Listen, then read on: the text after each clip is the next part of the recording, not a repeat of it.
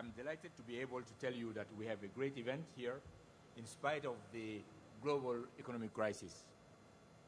We have 450 exhibitors from 50 countries and a more varied exhibition than ever before, with many national pavilions, thematic pavilions, and community initiatives on the show floor.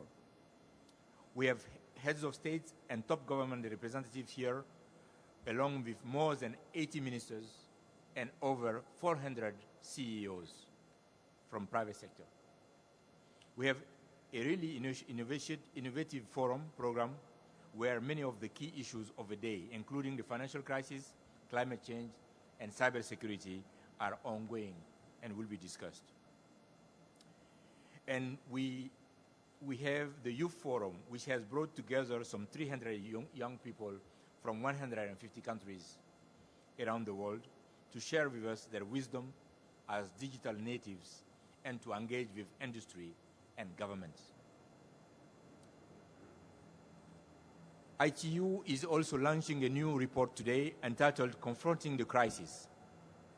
This report, as you may have seen, this is the second report that we launched after the financial crisis as our contribution, the contribution of the ICT sector in the financial crisis.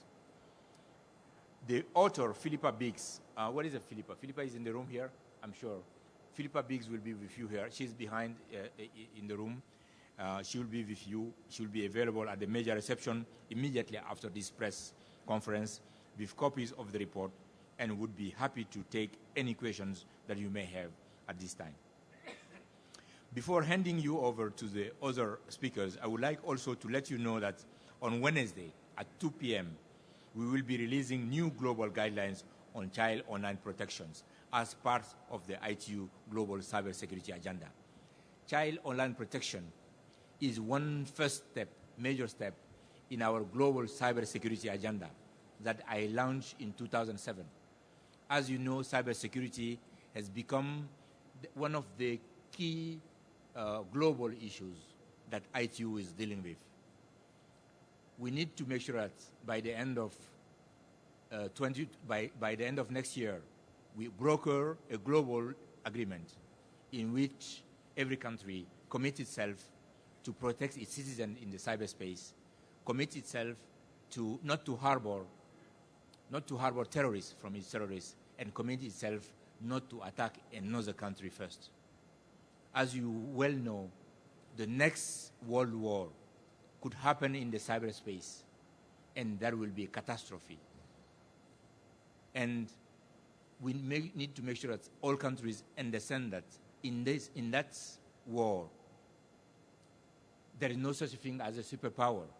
Every citizen of this planet is a potential superpower, and it will be unfortunate if we have to fight the next fight in the cyberspace. And we know from the conventional wars today that the best way to win a war, any war, is to avoid it in the first place.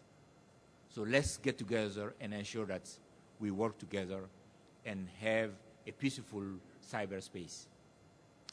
The guidelines that I mentioned to you are a unique achievement and have been put together with the help of numerous international organizations and private sector companies, and I welcome their publication.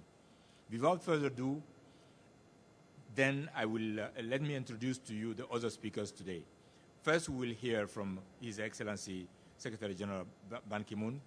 He will be followed by Mr. Jianshu Wang, Chairman, CEO of China Mobile, easily the world's largest telco by subscribers, with numbers now having passed 500 million. Next will be His Excellency President Kagame of Rwanda. As you know, President Kagame is one of our heroes in Africa. He hosted Connect Africa Summit, in which we committed ourselves to connect the whole continent by 2012. And he is constantly challenging us to move forward in that, and constantly challenging private sector to come and do business in his continent. And finally, we'll hear from Mr. Robert Hensler, my friend Robert Hensler, Chancellor of Geneva. I was saying this morning, is one of the people with whom we have dreamed together this event. 10 months ago, some people were telling us to cancel the event. Him and I had lunch, and we dreamed together of a very successful event, and here we are today. I'm very proud of that. So he will say a few words to you. Given our limited time this morning, and in order to leave time for questions, would I please ask each speaker to be brief, but then I will pass the floor to our moderator. Thank you very much. Thank you, Dr. Touré.